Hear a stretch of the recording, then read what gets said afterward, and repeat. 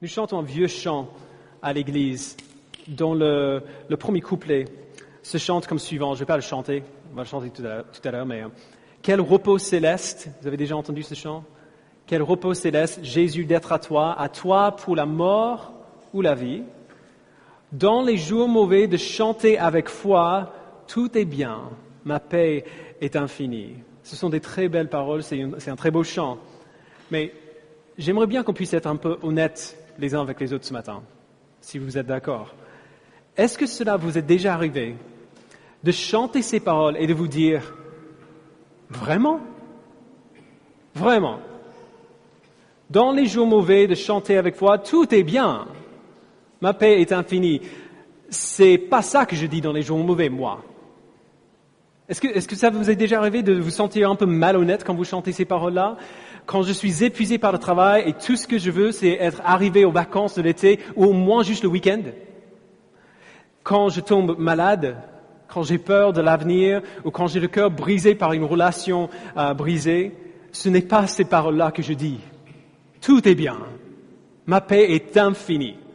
Ah bon? Ce serait bien, c'est sympa pour toi. Moi-même, j'ai un peu plus de mal à le dire parfois. Nous ne ressentons jamais ce repos, ce contentement-là, parce que nous voulons tous quelque chose. Nous voulons tous quelque chose que nous voulons être satisfaits, et tant qu'on n'a pas la satisfaction de cette chose-là, on a du mal à dire « tout est bien, ma paix est infinie ». On trouve ça impossible.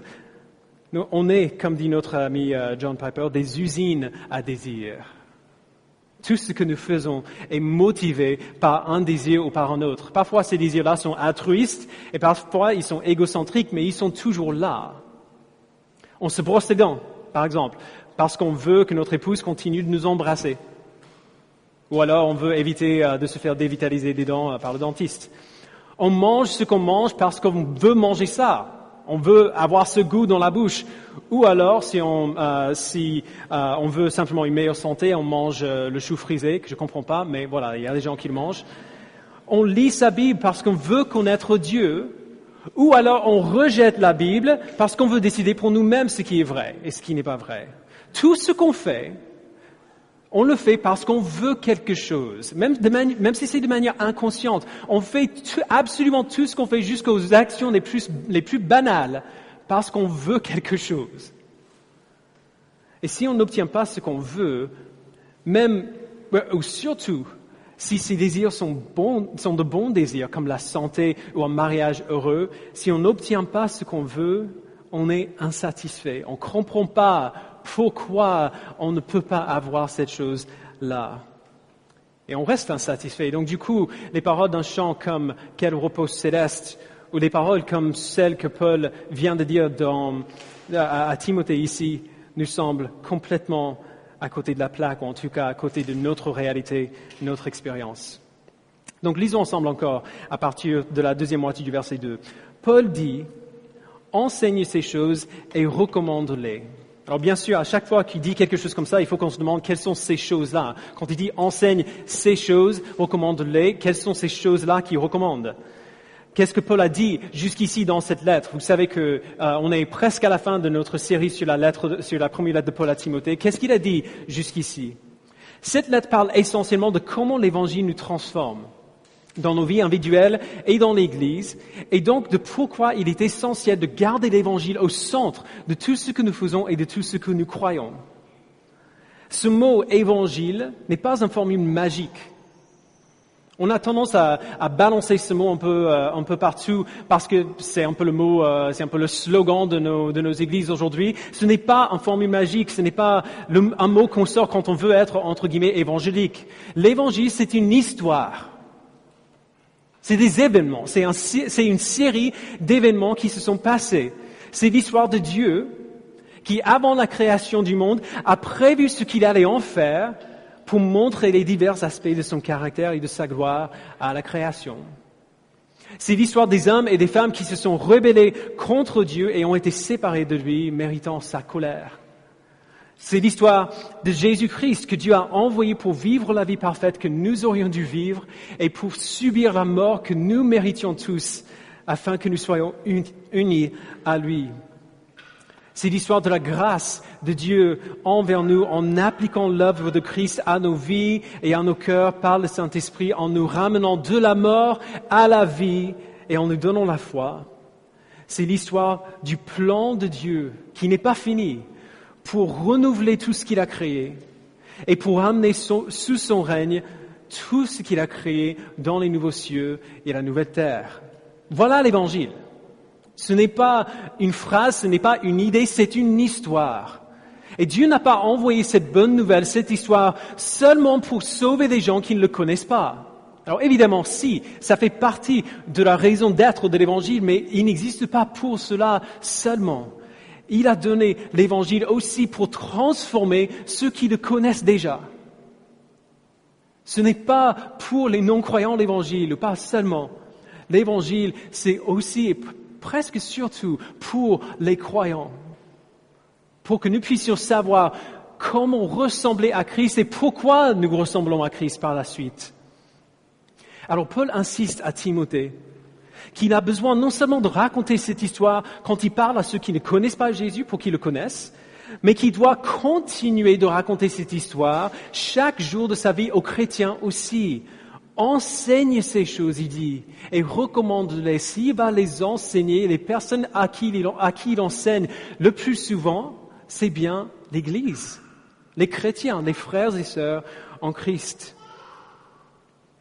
Et maintenant, alors qu'il commence la conclusion de sa lettre, il retourne encore une fois à ces faux enseignants dont il a tellement parlé jusqu'ici. Vous vous rappelez, si vous êtes là depuis le début, on a beaucoup parlé des faux enseignants. On a beaucoup parlé de ce qui les motive, de ce qu'ils disent et pourquoi. Mais en revenant sur ce sujet, il ne fait pas simplement revenir sur ce qu'il a dit avant. Vous vous rappelez bien, il rejette l'évangile, ces personnes-là, pour adopter des mythes et des règles qu'ils ont créées, et ils essaient de convaincre les autres à se joindre à eux en disant, par exemple, vous devez faire ceci ou cela pour que Dieu vous donne ce que vous voulez. Si vous n'avez pas assez de foi, vous n'aurez pas ce que vous voulez de la part de Dieu, et ainsi de suite. Il y a tout un tas de choses qui pourraient rentrer dans ce cas de figure-là, mais juste un exemple du type de choses qu'il pourrait dire. Mais en revenant sur ce sujet, aujourd'hui, Paul n'essaie pas simplement de parler de ce qu'il a dit avant à leur sujet, de parler de ces faux enseignants. Dans notre passage, il va nous donner une sorte de condensé de ce qu'il a dit juste ici, comment l'Évangile nous transforme, ce à quoi ressemblent les gens qui gardent l'Évangile au centre, et ce qui se passe lorsque nous nous divergeons de cet Évangile. Et donc il a une autre raison en tête pour revenir à ce sujet des faux enseignants. Lisons encore au verset 3. Si quelqu'un enseigne une autre doctrine et ne s'attache pas aux saines paroles de notre Seigneur Jésus-Christ et à l'enseignement qui est conforme à la piété, il est aveuglé par l'orgueil. Il ne sait rien. Il a la maladie des controverses et des querelles de mots. C'est de là que naissent les jalousies, les disputes, les calomnies, les mauvais soupçons, les discussions violentes entre des hommes à l'intelligence corrompue, privés de la vérité, qui croient que la piété est une source de profit. Alors Paul dit quelque chose d'intéressant ici, qui explique pourquoi il procède comme il fait dans les versets qui suivent après. Il dit que ces faux enseignants, ces chrétiens, entre guillemets, qui abandonnent l'Évangile, il dit qu'ils veulent quelque chose. Je ne sais pas si vous l'avez remarqué, ces personnes, comme nous tous, sont motivées par leur désir, par les choses qu'ils veulent.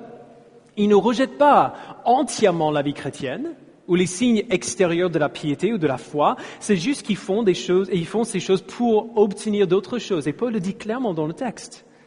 Qu'est-ce qu'ils essaient d'obtenir? Qu'est-ce qu'ils veulent? D'abord, ils veulent, verset 3, une autre doctrine.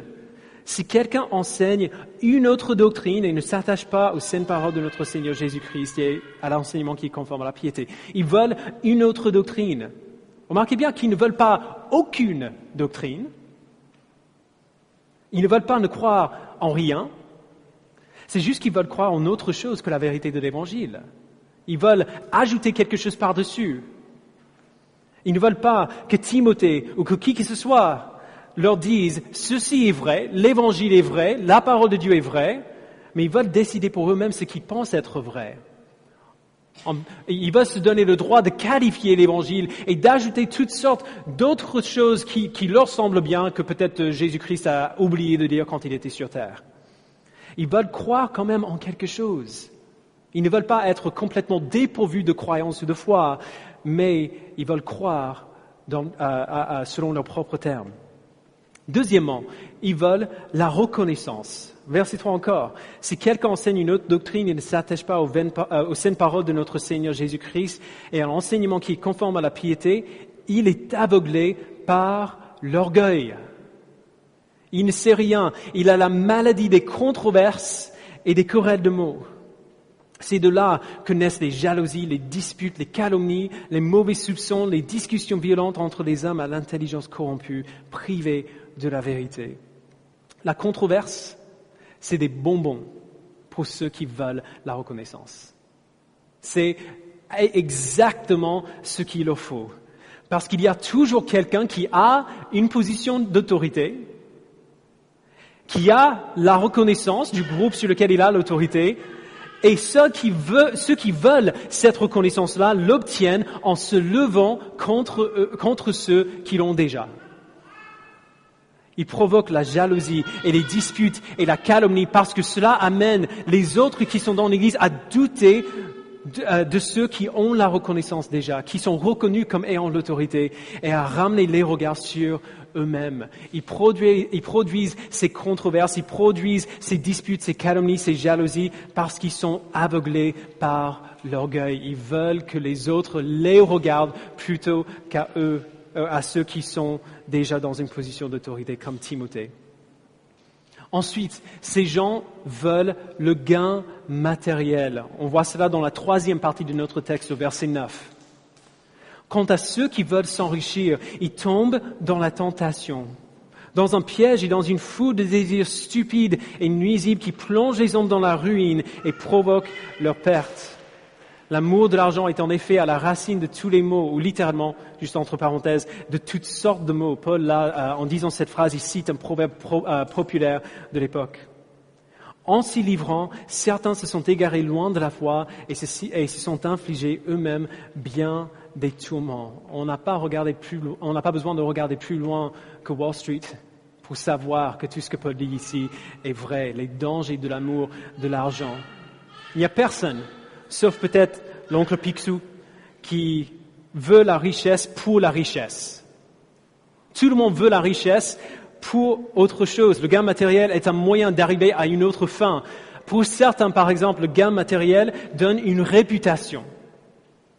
Que les autres voient à quel point ils sont réussis parce qu'ils ont tant d'argent. Pour d'autres, ça veut dire la sécurité. Ils n'ont pas besoin de s'inquiéter d'où viendra leur prochain repas ou de ce qui se passera s'ils rencontrent un problème matériel à la maison. Pour d'autres, c'est le confort. Ils peuvent se payer une vie libre de soucis matériels afin de mener une vie calme et paisible où tous leurs besoins sont satisfaits. Pour d'autres, ça veut dire le plaisir tout simplement. Ils peuvent se procurer les choses qu'ils aiment, qui les divertissent, qui leur apportent de la joie. On lit parfois ce texte en imaginant que Paul fait référence seulement aux gens qui sont super riches, que seulement les gens qui ont amassé de grandes richesses ont besoin de faire attention à ces dangers-là, alors que ce n'est pas vrai. Si nous qui avons pas beaucoup d'argent, mais assez pour vivre, nous savons à quel point ces choses sont importantes pour nous et à quel point l'argent est un sujet de souci et d'inquiétude pour nous. Parce que sans cet argent, peut-être qu'on n'a pas forcément besoin d'une réputation, mais on veut quand même la sécurité. On veut quand même le confort, on veut quand même le plaisir. Ce sont des choses que nous voulons tous quand nous cherchons la richesse, quelle que soit la hauteur de cette richesse-là. Alors, quelle est la réponse de Paul à tous ces désirs des faux enseignants, de ceux dans l'Église qui poursuivent le gain matériel pour eux-mêmes, à ceux qui veulent la réputation, la reconnaissance, le confort, le plaisir et ainsi de suite? Quelle est sa réponse? Il donne sa réponse entre les deux parties qu'on a vues, entre les versets 3 à 5 et les versets 9 à 10. Verset 6, regardez ce qu'il dit. La piété est pourtant une grande source de profit quand on se contente de ce que l'on a. En effet, nous n'avons rien à porter dans ce monde et il est évident que nous ne pouvons rien en emporter. Si donc nous avons de la nourriture et des vêtements, cela nous suffira. Alors, j'aimerais que vous y réfléchissiez juste un instant. Eh bien, la piété est une grande source de profit pourvu qu'on se contente de ce que l'on a. Si nous avons de la nourriture et des vêtements, cela nous suffira. Est-ce que vous pouvez imaginer quelque chose de plus éloigné de l'esprit du Parisien typique que ces mots-là? Paris est un endroit incroyable. On est d'accord? C'est le bon endroit si on veut se procurer des choses. Les Champs-Élysées existent pour une raison. Le boulevard Haussmann existe pour une raison. Le Forum des Halles, un peu moins classe, mais quand même, existe pour une raison. Ou alors, si on ne parle pas des choses, si ce n'est pas des choses qu'on veut, mais si on parle du plaisir, on n'a pas besoin de chercher plus loin que la rue Saint-Denis, juste à côté. Ou un des milliers de bars ou de clubs formidables dans notre ville. Ou de ces sites web qui proposent des relations extra-conjugales dans la ville. Ou même, pour être un peu moins dramatique peut-être, le simple plaisir de visiter un musée. Ou alors, si on ne parle pas du plaisir, mais de la reconnaissance, c'est un des motivateurs principaux du monde professionnel à Paris. Tout le monde veut faire du bon boulot et être reconnu pour le boulot qu'ils font. Rien ne pourrait aller plus à l'encontre de la culture de la ville de Paris que ces paroles. La piété est pourtant une grande source de profit quand on se contente de ce que l'on a. Nous n'avons rien à porter dans le monde et nous ne pouvons rien en emporter. Si donc nous avons de la nourriture et des vêtements, cela nous suffira. Mais vous voyez ce qu'il fait ici. Il fait quelque chose, et c'est un coup de génie de sa part. Il ne dit pas à ces gens qu'ils ont tort de chercher le gain dans la piété. Il ne dit pas à ces gens qu'ils ont tort d'avoir des désirs. Il leur dit juste qu'il leur manque une donnée dans leur calcul, le contentement de ce qu'ils ont déjà.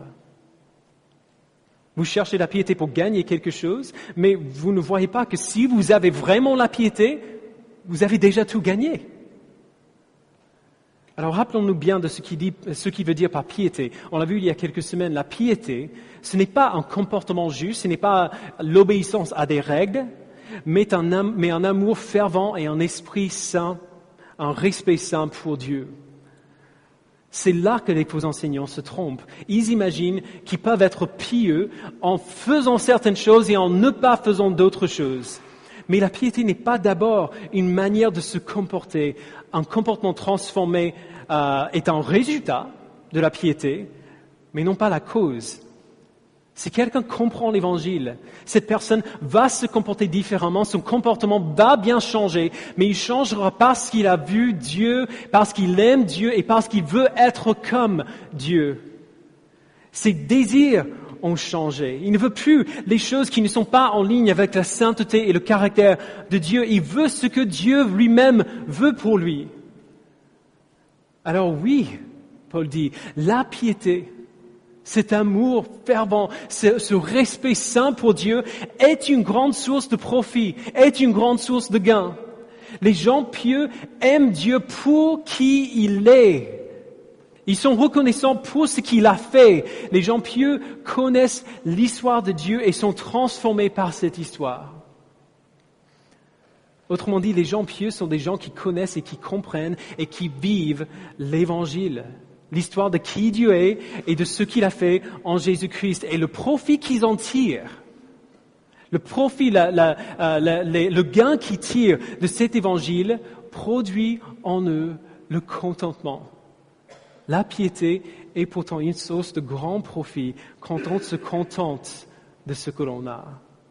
Savoir qui nous sommes en Jésus-Christ, ce qu'il a fait pour nous et ce qu'il continuera de faire pour nous pendant toute l'éternité, fait que si nous avons la nourriture, si nous avons des vêtements, cela nous suffit largement.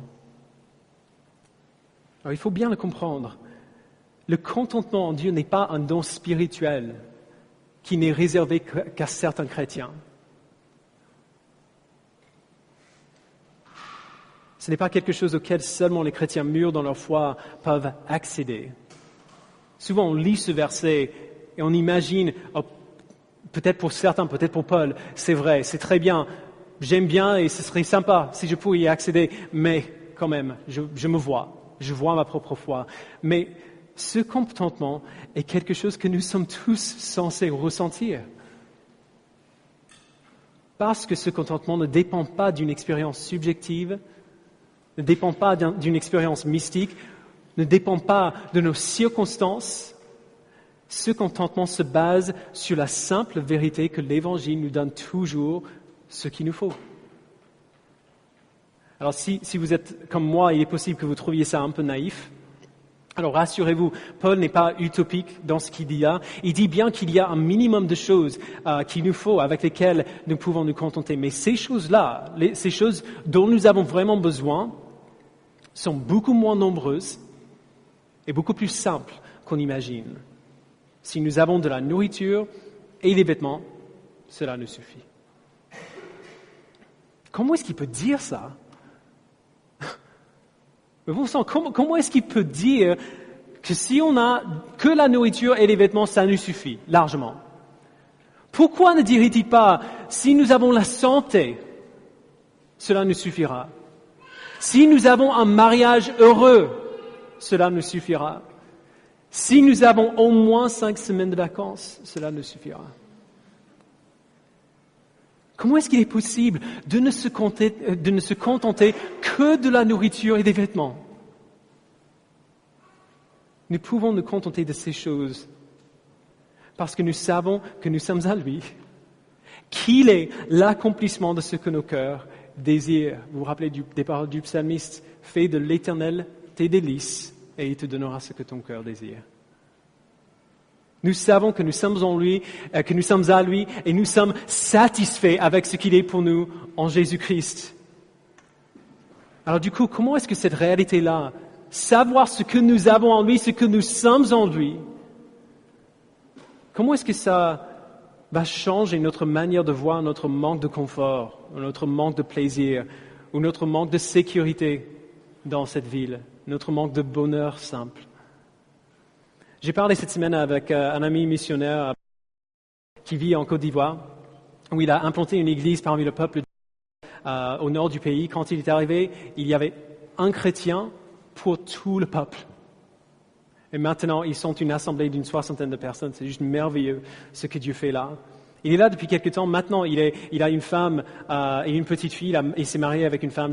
Ils ont une petite fille qui a moins d'1 an. Le pays souffre de beaucoup d'instabilité civile depuis longtemps. Plusieurs missionnaires qu'il connaît ont quitté le pays avec leur famille pour rester en sécurité. Alors, en fait, on faisait la route vers Évian cette semaine, qui est 6 heures de route à l'aller, donc on a eu pas mal de temps de discuter. Et on parlait de ça, de cette instabilité civile et de ces missionnaires qui partaient. Et moi-même, je peux comprendre pourquoi ils le feraient. Je comprends pourquoi on aimerait bien protéger sa famille et sortir du pays pour qu'il reste en sécurité, pour ne pas qu'il meure. Alors du coup, je lui ai demandé franchement, maintenant que tu as une femme, maintenant que tu as une petite fille, est-ce que tu as parfois envie de partir? Est-ce que c'est tentant parfois de partir? Il a réfléchi un instant et il a dit tout simplement, on essaie de parler au peuple de Jésus. Si nous partions, qu'est-ce que cela leur dirait sur Jésus? Si nous partions, qu'est-ce que ça dirait sur Jésus? Que Jésus n'est pas suffisant pour nous? Même avec toute cette instabilité, même avec le manque de confort auquel il est habitué en France. Qu'est-ce que cela leur dirait sur Jésus? Qui n'est pas suffisant? Même dans des circonstances extrêmes comme ça. La piété avec le contentement est un grand gain. Parce que la piété vient par l'Évangile et dans l'Évangile, nous recevons Jésus. Nous ne l'aimons pas pour ce qu'il peut faire pour nous, Nous ne l'aimons pas parce que quelqu'un nous a promis que si on aime Jésus, on va recevoir des biens matériels en retour sur les dons qu'on a donnés à l'Église. On n'aime pas Jésus pour ce qu'il peut faire pour nous ou pour comment il peut améliorer notre vie, mais parce que c'est Jésus, le Fils de Dieu, celui qui s'est déjà donné pour nous alors qu'on était ses ennemis. Il nous a déjà donné infiniment plus que nous aurions pu imaginer et il va continuer de faire cela pendant toute l'éternité. Il va continuer de nous faire nous réjouir de sa grâce et de sa gloire pendant des millions et des millions et des millions d'années à venir. Même s'il ne répondait plus jamais à une seule de nos prières, il mériterait déjà, il aurait déjà assez fait pour mériter notre amour et notre contentement en lui.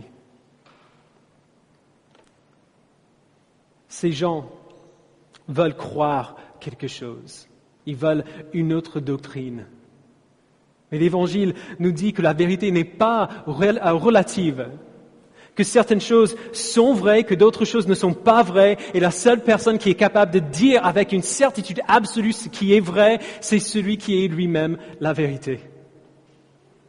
La vérité s'est manifestée dans la personne de Jésus-Christ. Alors du coup, on sait en quoi nous devons croire et on n'a pas besoin de chercher une autre doctrine. Parce que la doctrine parfaite, la vérité absolue est venue jusqu'à nous dans la personne de Christ. Nous n'avons pas besoin de chercher la vérité parce que la vérité s'est révélée à nous. Vous voyez comment l'Évangile répond à ces désirs de ces gens, ces désirs qui ne sont pas forcément mauvais en soi, mais comment l'Évangile répond beaucoup mieux, infiniment mieux, à ces désirs que les choses qu'ils cherchent. On peut prendre d'autres exemples. Ces gens veulent la reconnaissance. Ils sont enflés d'orgueil. Ils veulent que les autres les voient comme bons, comme moralement justes. Mais l'Évangile nous dit que lorsque Dieu nous sauve, Dieu produit en nous de bonnes œuvres et puis qu'il nous récompense pour les bonnes œuvres qu'il a produites en nous. C'est juste incroyable. C'est lui qui nous donne ces choses, c'est lui qui produit en nous ces bonnes œuvres et qui nous récompense pour les choses qu'il a produites en nous. À quel point est-ce qu'il est merveilleux d'être récompensé et reconnu pour quelque chose pour lequel nous n'avions pas besoin de travailler. Quelque chose que lui, il a fait en nous. Si nous comprenons l'Évangile, nous allons travailler dur, oui. Nous faisons ce que nous faisons de tout notre cœur. Mais nous travaillons en sachant que notre récompense est déjà assurée. Même si nous n'arrivons pas à travailler parfaitement. Puisque Jésus a accompli la volonté parfaite de son Père pour nous, nous n'avons pas besoin d'être reconnus pour notre moralité et pour nos accomplissements, nos réussites. La récompense est déjà à nous parce que Christ l'a obtenue pour nous. Ces gens veulent une bonne réputation. Ils produisent des jalousies, les disputes, les calomnies, les mauvais soupçons. On présume au sujet de Timothée, afin de gagner une bonne réputation pour eux-mêmes. Mais l'Évangile nous dit que nous n'avons pas besoin d'être estimés aux yeux des autres, aux yeux des hommes, parce que nous avons déjà reçu la meilleure réputation possible, celle d'enfants de Dieu, sauvés par Christ, adoptés par le Père, scellés par l'Esprit. L'Évangile nous libère du besoin d'approbation de la part des hommes, parce que par la grâce, nous avons déjà l'approbation du seul être dont l'approbation est vraiment importante. Et qui nous voit comme ses fils et comme ses filles. Ces gens veulent la provision. Ils veulent s'enrichir, Paul dit, pour se protéger de la souffrance et pour assurer qu'ils auront toujours ce qu'il leur faut. Mais l'Évangile nous dit que Christ a déjà assuré pour nous la provision de tous nos besoins. Et mon Dieu pourvoira à tous vos besoins conformément à la richesse de sa grâce en Jésus-Christ. Sa mort à la croix et sa résurrection assurent que nous aurons toujours de quoi nous avons besoin et que s'il ne nous donne pas, c'est qu'on n'en avait pas vraiment besoin. Ou alors ces gens veulent la sécurité, ils amassent des richesses parce qu'ils imaginent que cela va les protéger du danger.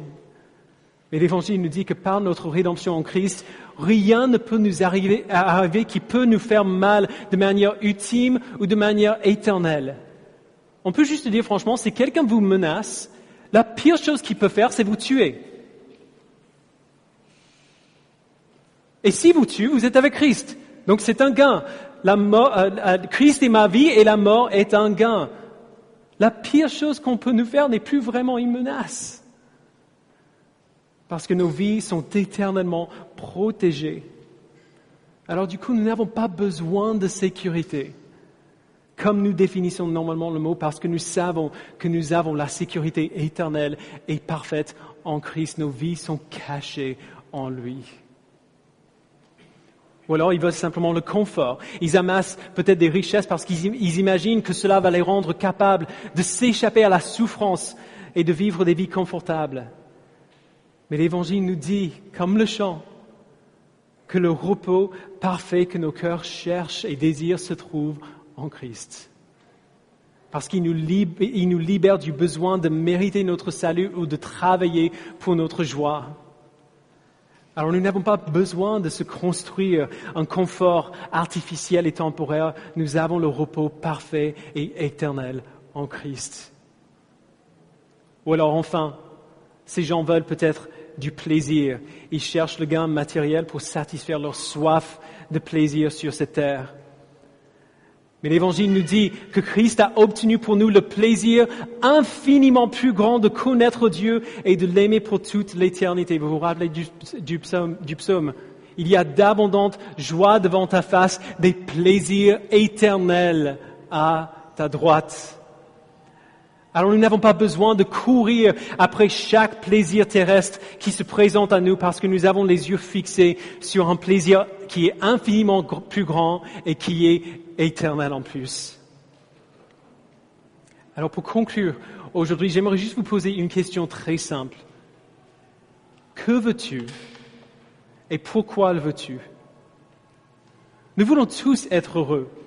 Nous avons tous envie de quelque chose, nous désirons tous quelque chose. Quel est l'objet de ton bonheur aujourd'hui? Ou plutôt, quels sont les objets de ton bonheur? Nous désirons tous 1 million de choses tous les jours qui ne sont peut-être pas mauvaises en soi, mais qui peuvent tout de même devenir des idoles pour nous, des objets de désir qui se substituent à Dieu et qui ne peuvent pas nous satisfaire. Alors du coup, j'ai un devoir pour vous cette semaine. Vous qui allez aux réunions de communauté, on va revenir dessus. Votre devoir, c'est de vous asseoir avec un stylo, avec du papier, et de faire une liste de toutes les choses que vous voulez dans votre vie. Posez-vous la question sérieusement, qu'est-ce que je veux? Est-ce que je veux un boulot? Pour vous qui êtes au chômage. Est-ce que je veux une famille? Est-ce que je veux le sexe? On est adultes, pour la plupart. Après, demandez-vous pourquoi vous voulez ces choses-là. Si vous voulez un bon boulot, est-ce que c'est parce que vous désirez la sécurité? Vous désirez vous échapper de l'instabilité de ne pas avoir un travail? Si vous voulez une famille, est-ce que c'est parce que vous désirez l'approbation ou l'affection? Si vous voulez le sexe, est-ce que c'est parce que vous voulez le plaisir? Vous voyez, tout ce qu'on veut, il y a une raison derrière. Il y a un désir encore plus fondamental qui se cache derrière la chose. Trouvez le désir qui vous pousse à chercher ces choses-là. Et ensuite, demandez-vous, comment est-ce que l'Évangile répond à ce désir en particulier, infiniment mieux que la chose en elle-même? Il y aura toujours une réponse. Et réalisez ceci, quelle que soit la chose que vous cherchez, vous l'avez déjà en Christ. Ou alors vous avez quelque chose de meilleur. Ce n'est pas un exercice dans lequel on dit que, par exemple, je veux cela, l'Évangile me promet cela, mais dans 10 ans. Ou alors, si j'atteins un certain niveau de maturité spirituelle, tout ce que l'Évangile nous promet, nous avons aujourd'hui en Jésus-Christ. Nous verrons peut-être pas le plein accomplissement de cette chose aujourd'hui, mais toutes ces choses nous sont assurées en Christ aujourd'hui. Tout ce que nous désirons L'Évangile répond encore mieux à ce désir, ou alors remplace ce désir complètement par autre chose qui est infiniment meilleur. Les gens imaginent qu'être chrétien, c'est forcément suffoquer nos désirs, nous renoncer au bonheur pour être aimés de Dieu, mais c'est tout le contraire. La Bible ne nous demande pas d'étrangler nos désirs, mais de les rediriger vers le seul objet qui peut vraiment les satisfaire. Dieu lui-même que nous connaissons par l'Évangile de Jésus-Christ. La piété est une grande source de profit quand on se contente de ce que l'on a en lui.